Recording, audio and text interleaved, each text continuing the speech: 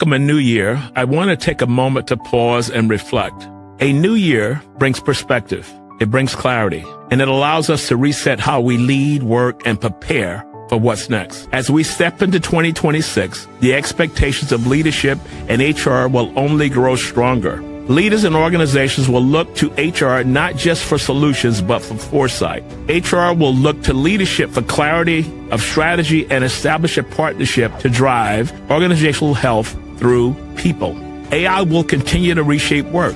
Leadership alignment will become non-negotiable. HR's ability to think strategically will define organizational success. So as you finalize your plans for the year ahead, I'll leave you with one question. How prepared is your HR and your senior leadership team for what lies ahead? Through our flagship program, the HRBP MBA Masterclass, the Symphonic C-Suite Leadership Development Program, and our Future Leaders Development Program, we help leaders and executives move beyond operational excellence into strategic impact. We invite you to connect with us at Strategy Focus Group as you shape your 2026 roadmap. Thank you for your trust and thank you for your commitment to the advancement of the future of work. Happy New Year, and we look forward to working with you in 2026.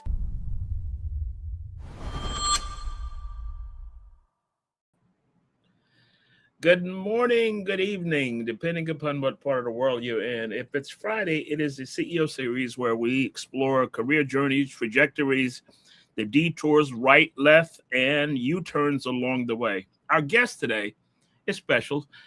Very, very dear friend of mine who kind of brought me into the business. He may not want me to tell the full story behind it, but he kind of brought me into the business years ago. Glen Kallas is the managing partner and founder of Camden Delta, a consulting firm specializing in organizational change, workforce strategy, leadership development, human capital effectiveness. Decades of global experience, he's advised senior leadership teams across Fortune 500 companies, public sector agencies, and nonprofit organizations, guiding them through restructuring growth as well as cultural transformation.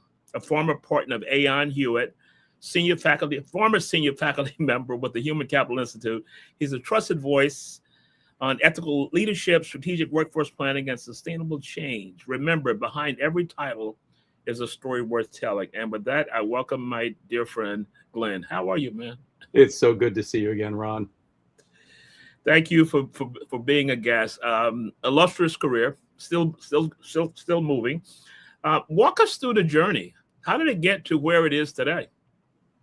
That's always an interesting question to start out with. We all have these life journeys that take twists and turns along the way. Yeah. I don't think my journey's remarkable, but it is. Every journey, your journey is your own personal story. So for me, it was growing up in a working class family, one of the first people in my family to go to university, and feel what that experience brought in terms of the challenges, the experiences, the exposure. But we had to find a way to pay for that university. So I was fortunate enough to get in the United States, it's called an ROTC scholarship, which commits you to several years of active duty service in the military, which I did, and made the most out of that experience. Was fortunate enough to go to grad school also on the military. So, where there's a will, there's a way. You find ways to invest in yourself along the way. And, as far as my career goes, there's always been a common thread of, the interest in organizational culture, people, and leadership. And that continues to this day. So when you look back on that journey and getting to where you are today, what particular role that kind of put you on the path to say, this is what I want to choose? Because when you come out of school, you're trying to, should I go here, here, here? Yeah. What kind of drove you towards organizational effectiveness? I'll just use that one. Yeah. So I think there's a couple of key early career pivots, right? Or pivotal moments, crucible moments, I'll call them. One was upon graduation and going into active military service as a 22-year-old, brand new officer. Yeah. I still remember the very first day on the job, and I'm standing in front of about 30 young men that I was supposed to be their leader of. And here I am, 22, 23 years old, and I've got 30 people behind me looking to me for leadership. That was my first kind of, oh gosh, this is a real moment. And I knew from that moment on, like, leadership mattered, how you projected yourself, how you carried yourself, the things you stood for, the values you espoused. You know, that was a real wake up moment very early in my career. Yeah.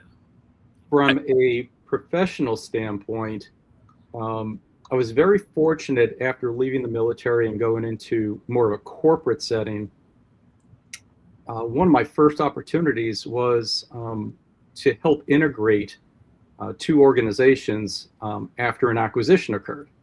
And Okay. that exposed me to really hands-on organizational change in the trenches, trying to work through, not only org change and org design, but, trying to match people to the right roles, Wow. trying to help leadership get established and build a foundation for, moving forward. So that experience, those two experiences happened within probably 5 to 6 years of one another. And so, I feel that those two pivotal moments in my career kind of helped me kind of solidify both my interests and my passions, but also gave me real world experience. You know, it's amazing when you talk about that as you're walking through that scenario.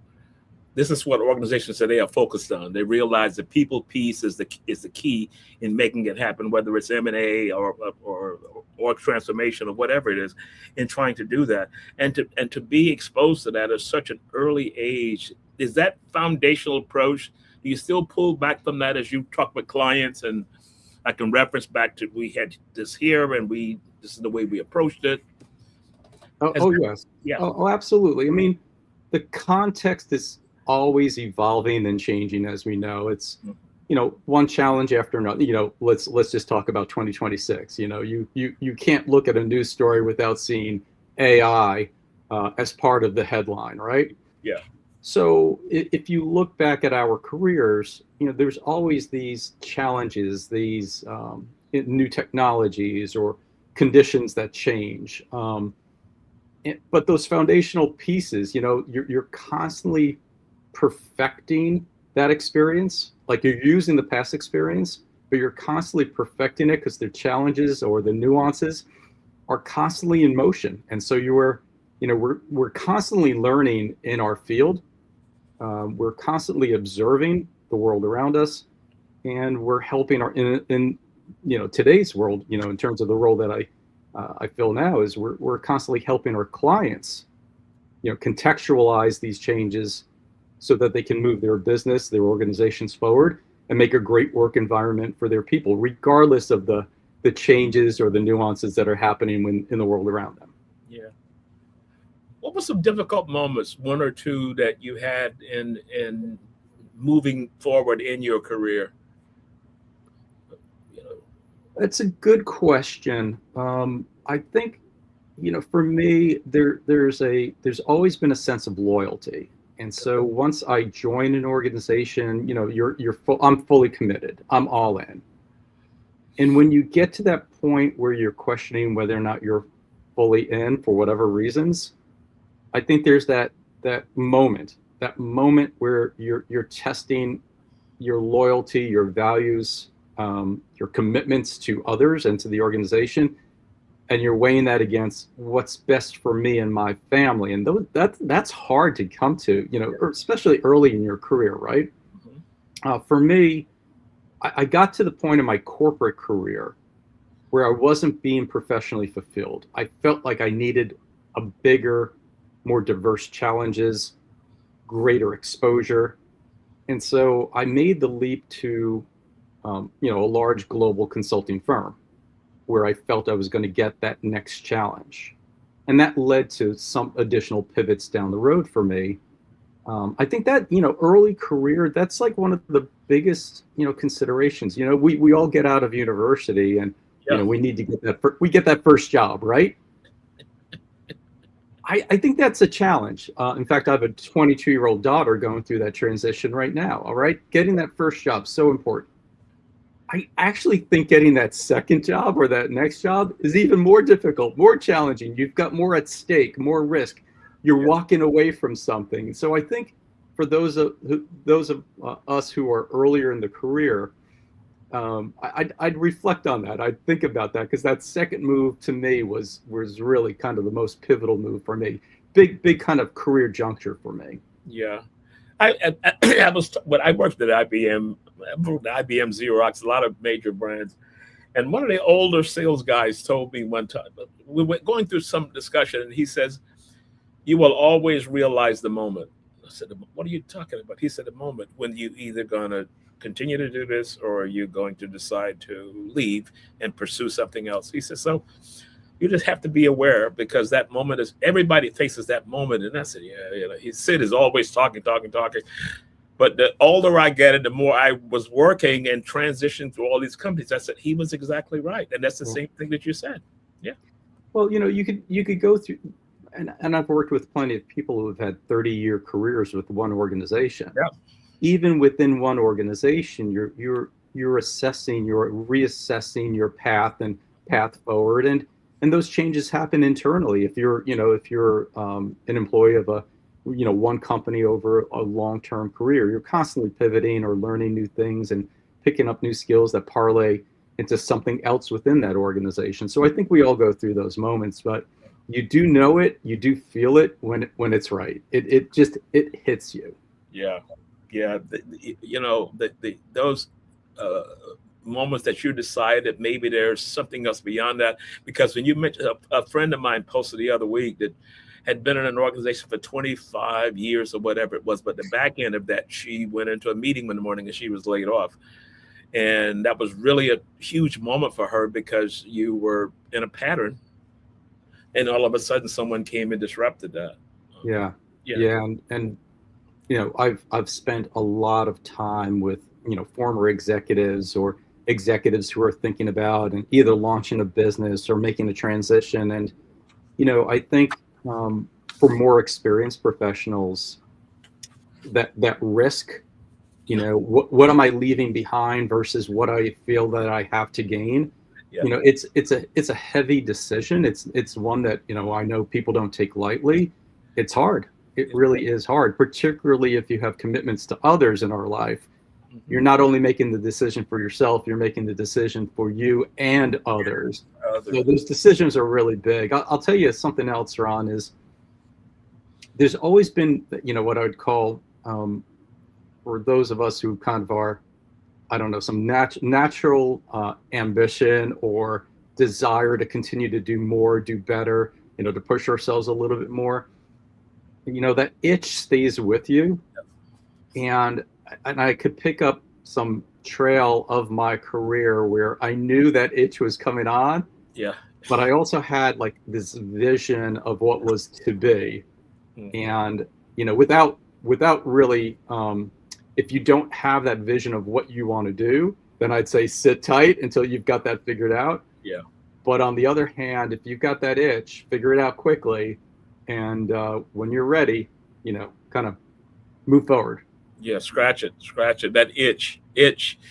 And that itch comes along sometimes when you're in these meetings and going through this kind of things, approaches from an organization that you've probably been there. So I want to throw out a scenario. You were speaking to a group of graduates, MBA or undergrad, whatever it is, and they're coming out and they're thinking, I'm going to get that job, career's going to go ladder 1, 2, 3, 4, 5, and then they get all the initials and all the things that come along. It doesn't quite work that way. This is one of the standards of the foundation of the CEO series. What advice would you give to them at that stage, looking at and thinking they're going to conquer the world? Yeah. Come over here. Well, looking back at my own history, but also having a young professional, who's just graduated from university in our household, right? Mm-hmm. You never want to, you don't want to squelch the enthusiasm, the excitement, the the desire, right? That is so important for particularly a young professional to have, that energy, right? Yeah. On the other hand, there's this, let's have a conversation around compromises. What are you willing to give up in order to move forward? So sometimes the vision that you have in your mind, right, in terms of the perfect job or the perfect role or the perfect location, whatever it is, right? I think that's the first litmus test for a young professional to say, where do I give up on certain aspects of that dream? But what does this opportunity give me, maybe in spite or in lieu of those things that I'm giving up?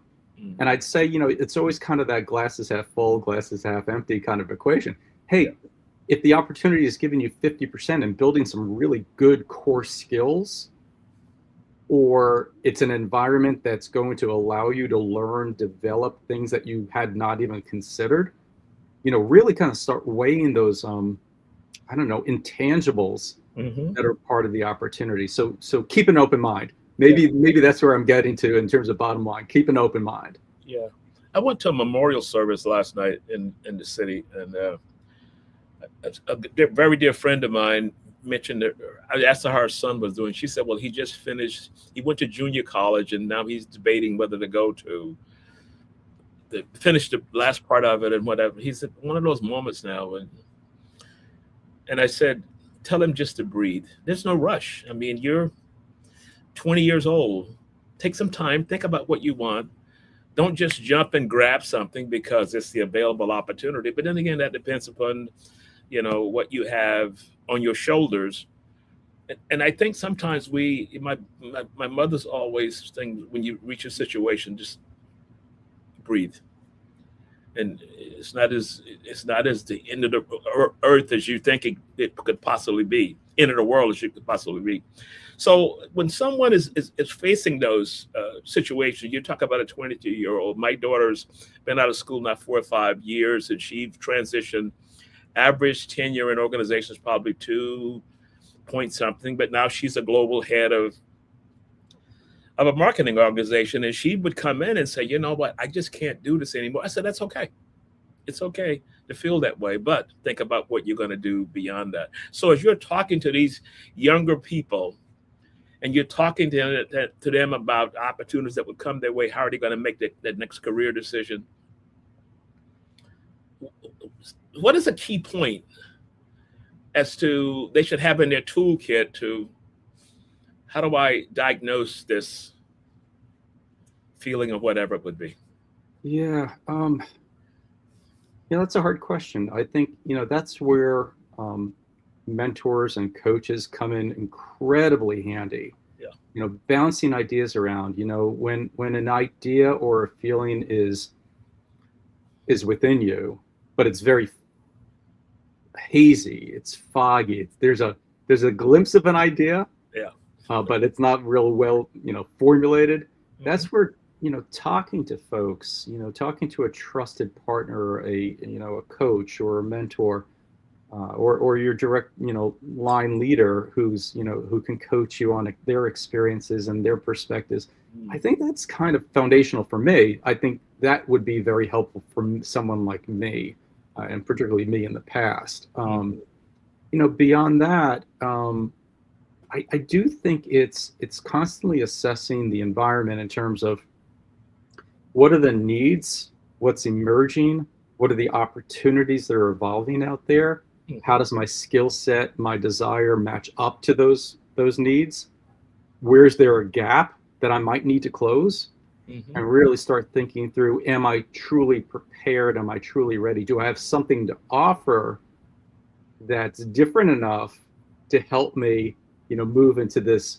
desired role or position, if you will. Yeah. Mm-hmm. I think back to the beginning of our conversation, and you were talking about you had just got your stripes, and you were talking to these 20 to 30 people who were looking to you as leadership. You were 20-some years old, pivotal moment.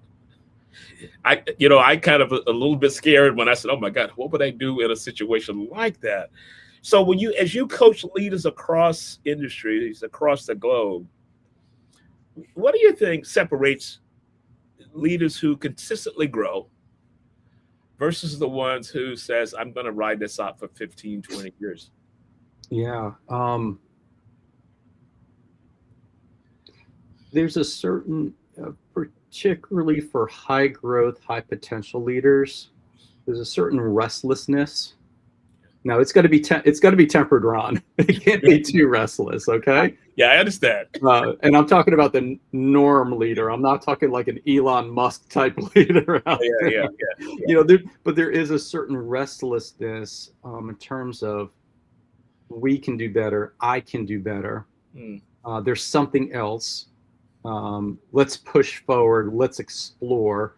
You know, my team even, you know, they have some fun with me because, you know, of course we do a lot of leadership assessments, right? So they'll come back to me and say, well, we know Glenn is a high imaginative, right? Which means that there is like the wheels are turning. You know, you're looking for opportunities. You're again trying to scratch an itch that's there. You feel it, but that's got to also be tempered a little bit. So I think for leaders of today, there's that restlessness, the desire to learn.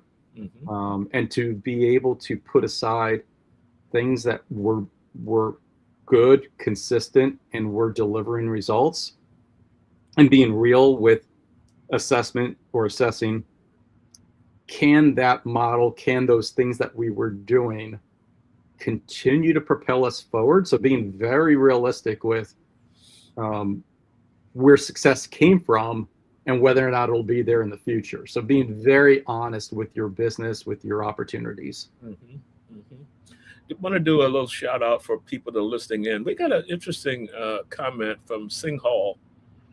Says, Ron, great conversation. Would you have any insights into what companies are doing in the talent management space using AI? So we don't normally go into those kinds of things. So I'm going to kind of rephrase that.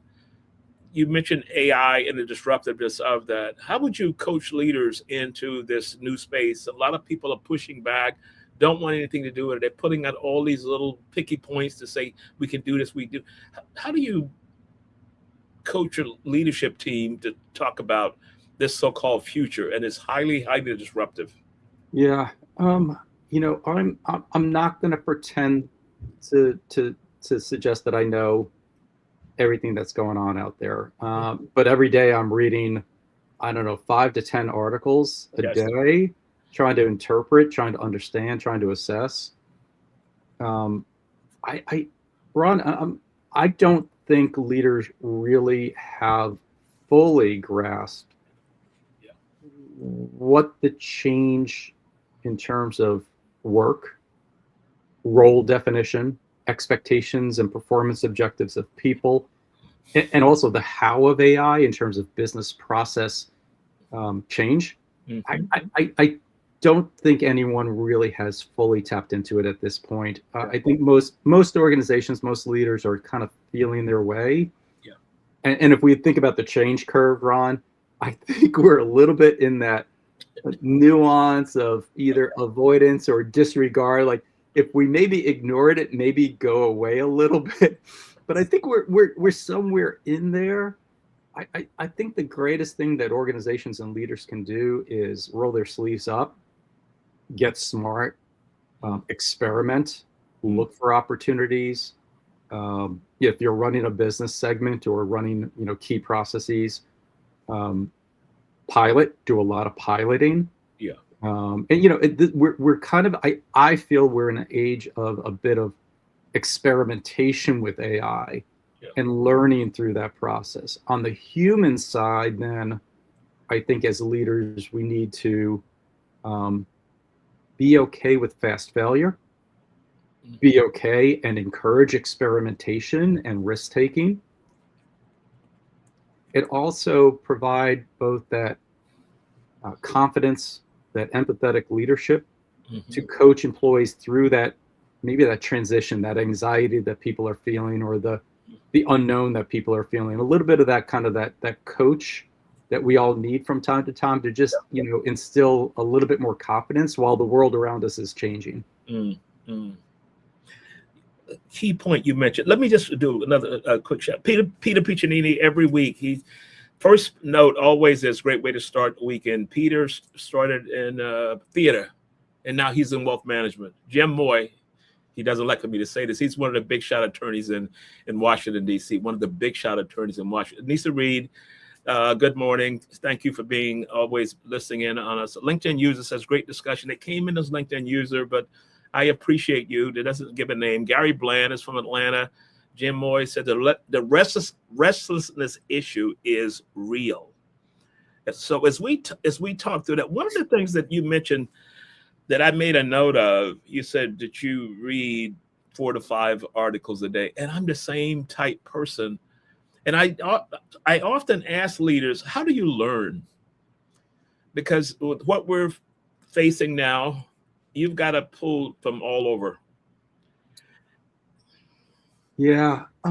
So the way I learn is it's an amalgamation. I read a lot. I talk to a lot of people. I have the benefit of spending time in multiple industries, learning about the nuances of that business or that sector. So there's always, input coming into my brain. I think for today's leader, here's the caution, Ron.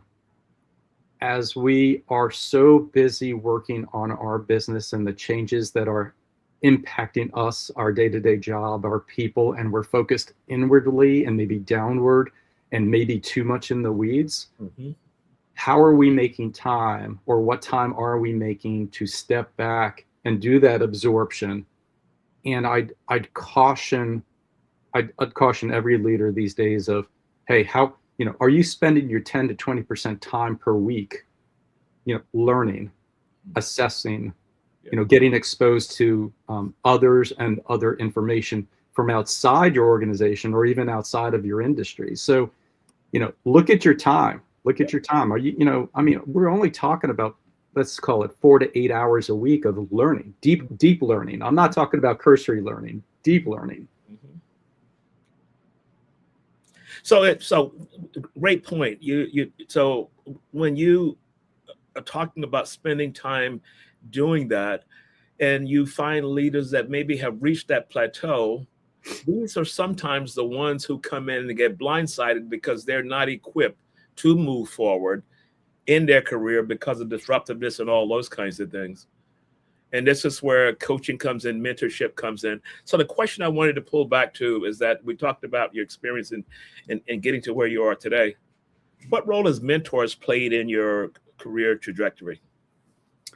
The folks that I always surrounded myself with were people much more experienced in the industry than I had. Folks that I could respect in terms of their total, their total profile, not just their work profile, but their total persona. They had to have a good foundation, a values-based foundation for me. And there had to be an established trust. Like I could come to them almost with open arms and say, I'm lost, I'm confused, I'm struggling. Yeah. And that degree of trust, particularly, in a professional setting, there's a certain risk there for, in this case, for me as a subordinate to someone, I'm feeling like, oh, I'm putting myself at risk. So, those are some of the foundations that were important to me. But they were not necessarily directly in my line of business or even my profession. I mean, I could think of a couple of CFOs that I worked for, whose background, experience, and even, just kind of their personality was completely different than mine, but I learned so much from them, right?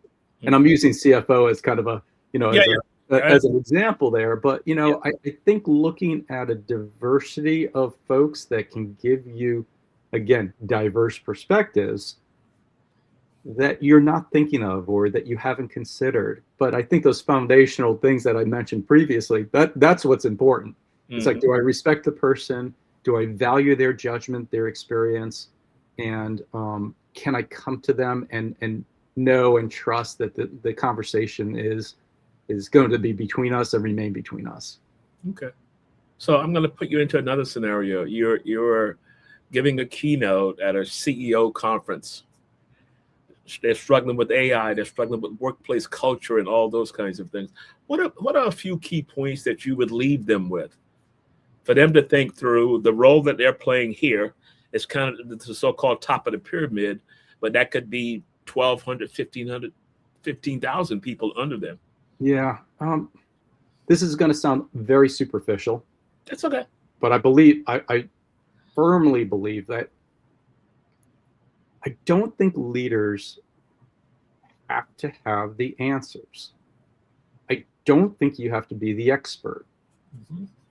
I think it comes down to, what do you stand for? What are the values of the organization? What do you expect of others? Okay, so that could be performance expectations, that could be behavioral expectations, right? I think those are foundational things that any leader then in confidence can project, can test themselves in terms of their own behavior, make sure that they're living, walking the walk, right, Ron? Yeah. And I think there's got to be the persona of confidence that I don't know everything about this situation, but we're going to figure it out, right? Yeah. And whether or not that's a global recession and financial crisis, whether or not that's new uncharted territory with a global pandemic, or whether or not that's geopolitical change, right? We're going to figure this out. We're going to persevere, but this is what's important to us. And let's make sure we're always carrying forward in this manner, and everything else will work itself out. I kind of pat myself on the back when you said that, because I do a lot of leadership development, as you do as well.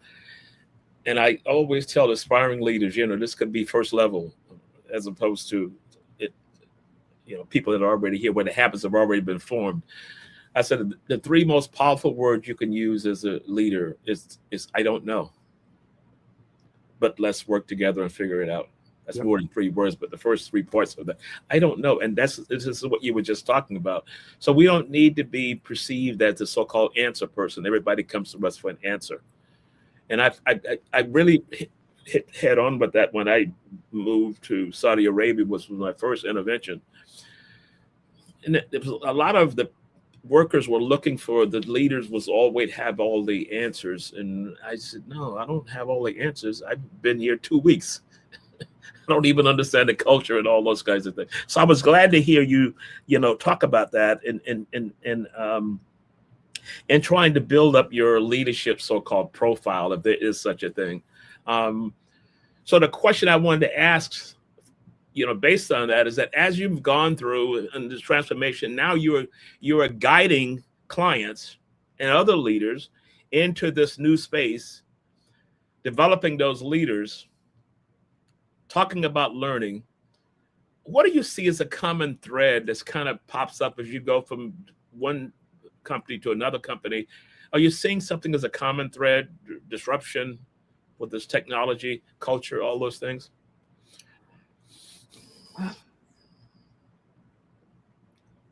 I think again, I'm going to repeat myself here. I think that's okay.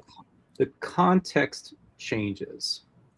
The impetus for changes, right? In this case, we're talking about AI. Today we're talking about AI. Tomorrow we'll talk about something different, right? For those of us who've been around a couple of decades, we've seen this before. We've seen this play out. Okay, there's going to be an impetus of change. Okay, that's a constant.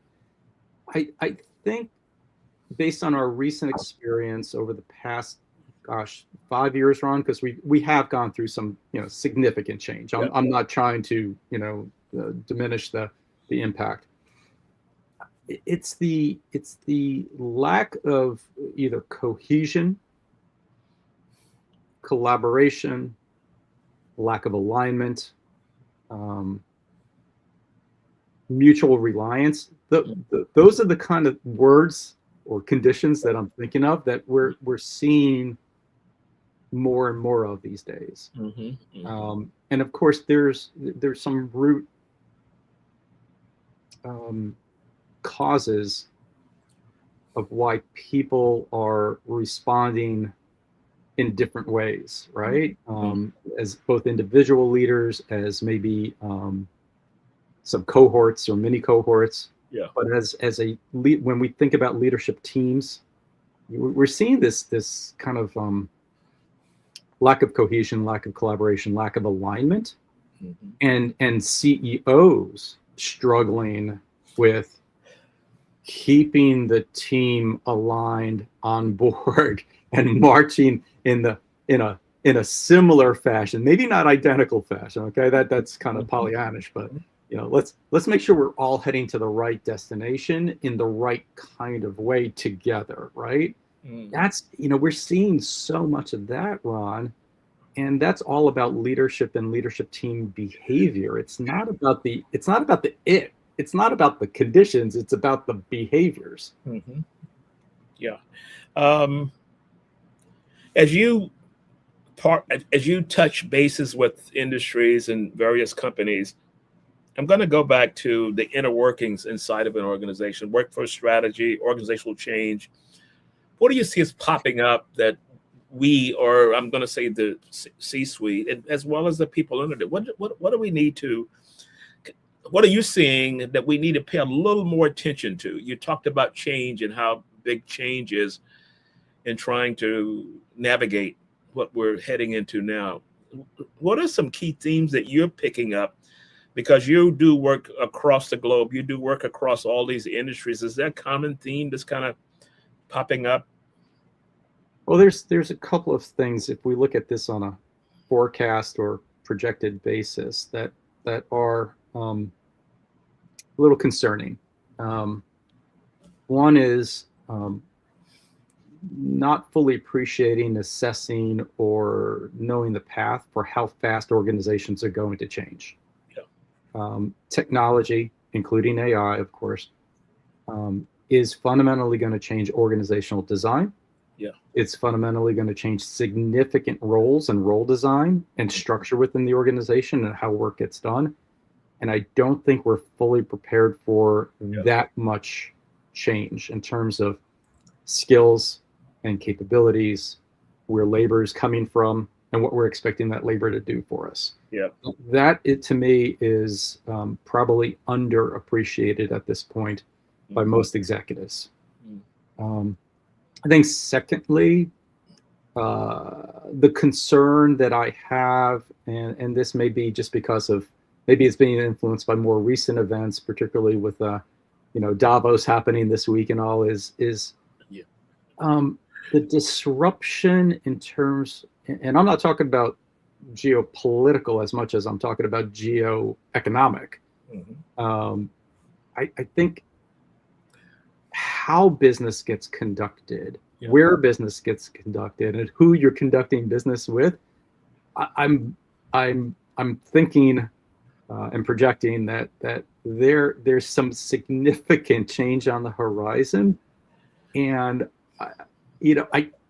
I know senior leaders are seeing this in the same way.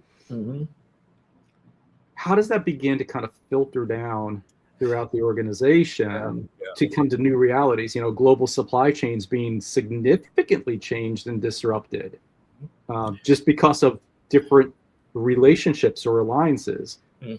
Put aside the technology, right? But there's some big things that are here that are on our doorstep right now.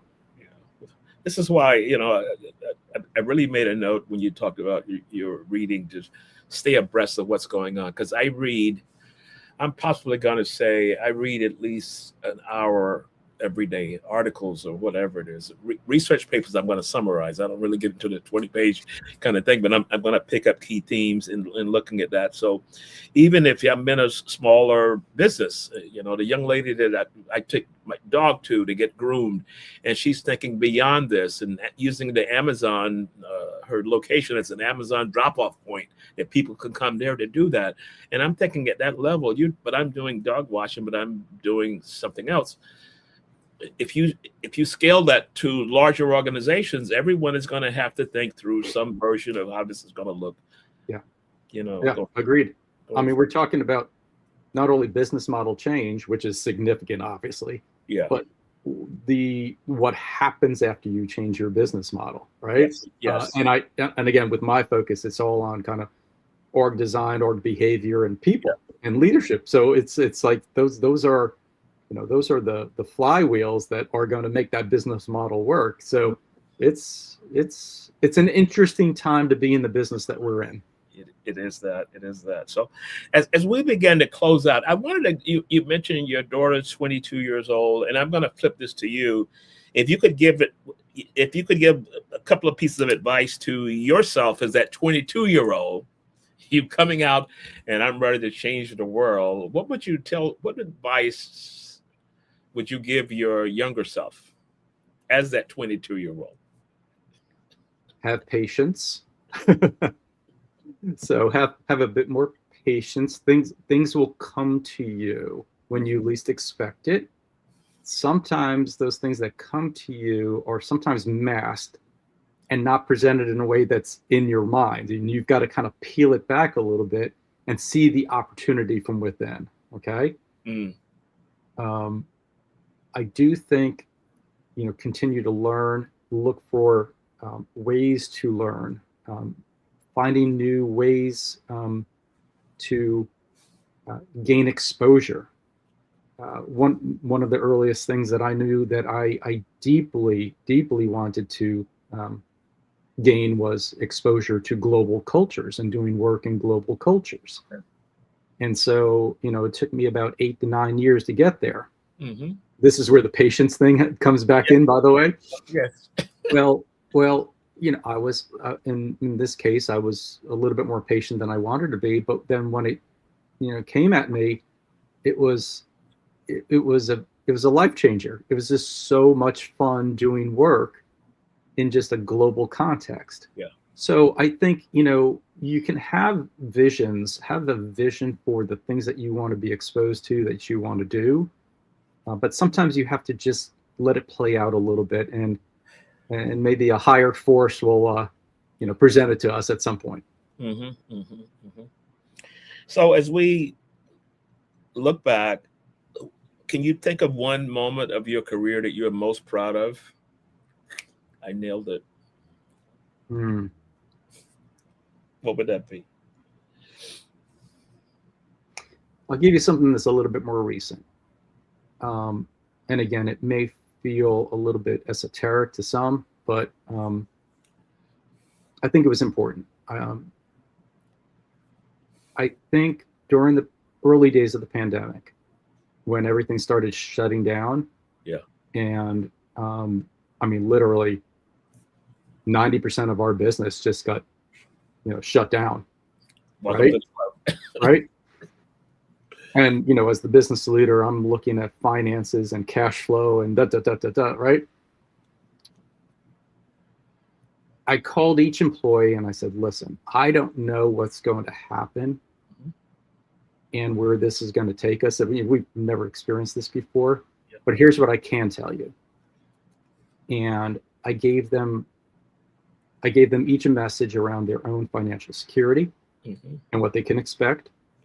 I tell them not to worry and to take care of their families, and that together we'll get through this, okay? And I look at that as one of those crucibles from a leadership standpoint of how did I respond, how did I react, and what did I do and say as the leader of the team? Yes. And I use that as an example of my own looking in the mirror and saying, hey, did I do right by my people as their leader? Mm-hmm. Mm-hmm. Wow, that's powerful.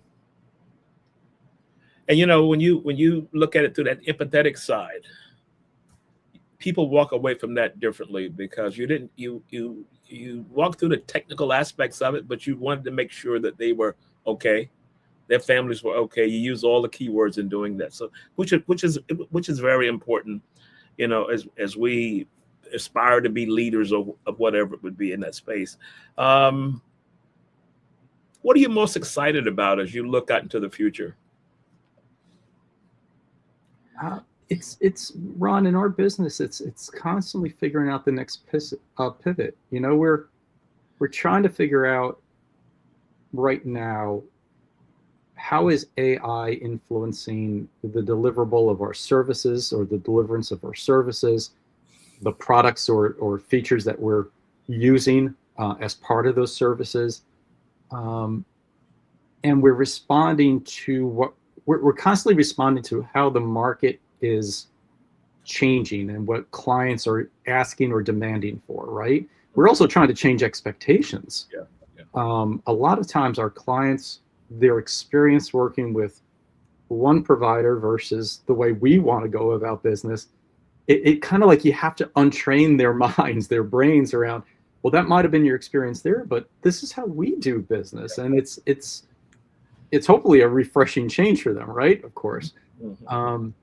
So I think, to me, what I look forward to as the business leader is constantly figuring out, how do we respond to the market? How do we prove our value to our clients? How do we help them achieve results for the business and their teams?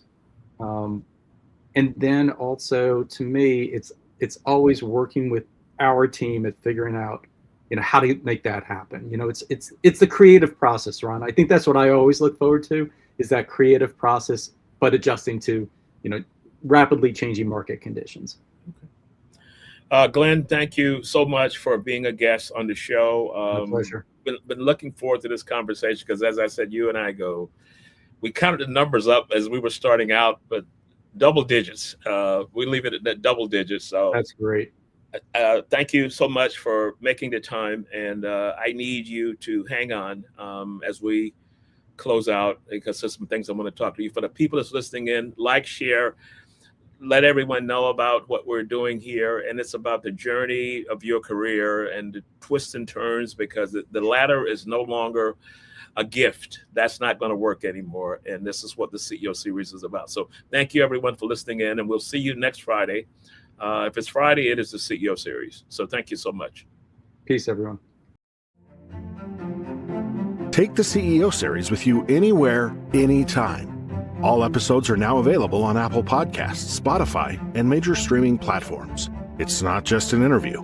It's a masterclass in leadership.